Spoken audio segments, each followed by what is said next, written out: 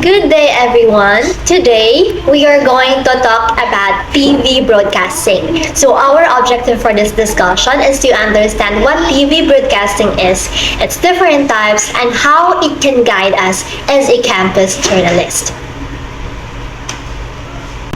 Television broadcasting is the electronic transmission of audiovisual content from a TV station to a large audience at the same time. So this content can include news, entertainment, and educational programs and public service announcement.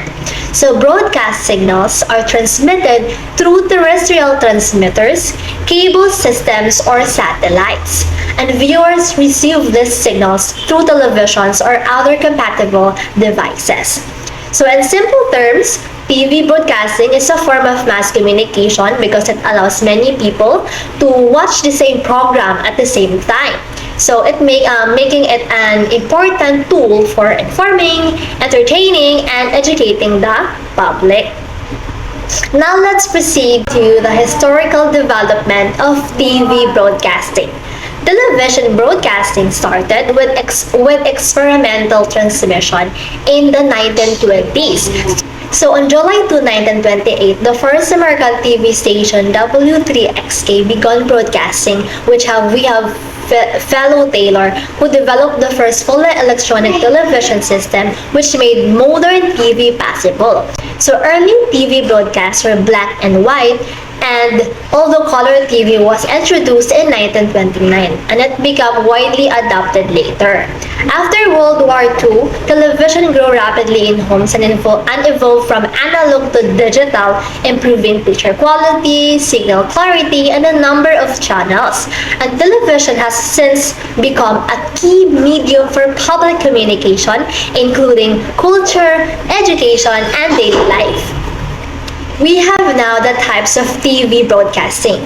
TV broadcasting can be classified into different types based on how signals are transmitted and who can access them. So we have first the terrestrial television, which also called over-the-air TV. It transmits signals from ground base, broadcast towers to antennas on viewers' TV. It is free to air, meaning viewers do not need to pay a subscription to watch programs. A great example of that is ABS-CBN before shutdown, which provided nationwide news and entertainment programs for free. We also have GMA Network, which offers news, public service, and cultural programs accessible to all households. We also have BBC One in UK, which delivers public broadcasting, news, and educational content to audiences across the UK. So terrestrial TV is important because it ensures that everyone can access information, including students and communities, without cable or internet. Now we have cable television. Cable television delivers signals through coaxial or fiber optic cables directly to homes. So it usually requires a subscription and provides more channels, clearer signals, and specialized programs. And a great example of that is we have Sky Cable, which offers news, sports, and entertainment channels. We also have the Signal, which provides high-definition content and specialized programs. We also have Comcast Xfinity in USA, which offers a wide variety of channels, including news, movies, and educational content. So cable TV allows for organized programming and premium content, which can guide campus journalists in planning structured broadcasts and consistent schedules. Now let's proceed to the satellite television or direct broadcast satellite or the DBS. So satellite television transmits signals from satellites in orbit directly to satellite dishes in viewers' homes. And this method ensures coverage of large areas, including remote or rural locations.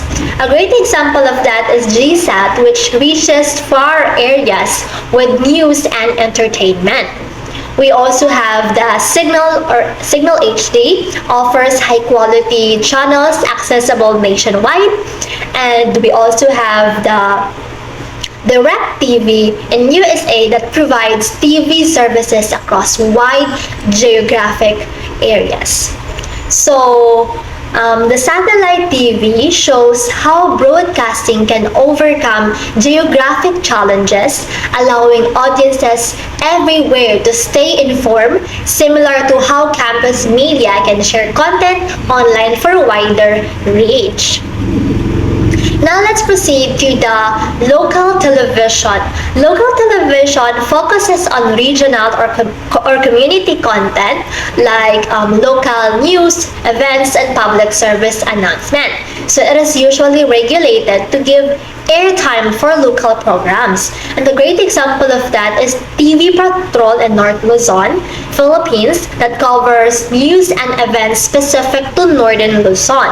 We also have the Kapampangan channel, which highlights local culture, traditions, and language. We also have the local TV that teaches us the importance of community, focus on reporting, which is very similar to campus journalism, where school or student life is the focus. Now, the last one is outside broadcasting. So, outside broadcasting is the production of live events outside the main studio. So, it is used for sports, concerts, elections, or festivals using mobile production units. So a great examples of this is Palarong Pambansa in the Philippines, which live coverage of school sports events nationwide. We also have the ESPN Live Sports broadcast, which provides real-time sports coverage globally. And we also have the ABS-CBN Holy Week coverage, which shows live religious events for public viewing. So, outside broadcasting is very important because it allows audiences to experience events as they happen because it's live. And in campus journalism, this is similar to covering live school programs, live school programs, sports events, or school celebrations. In summary, TV broadcasting is a versatile and powerful medium that delivers information, education, and entertainment to audiences in different ways. The different types, which is we have terrestrial, cable, satellite, local, and outside broadcasting, it shows how TV reach wide audiences, focus on local communities, and cover live events. So for campus journalism students, understanding these types is valuable because it teaches how to report clearly, plan content, and deliver news responsibly, whether for school announcement, campus events, or student-produced video programs. So that concludes our discussion on TV broadcasting. Thank you for listening and watching, and we hope you gain knowledge that can guide you as future journalists and broadcasters.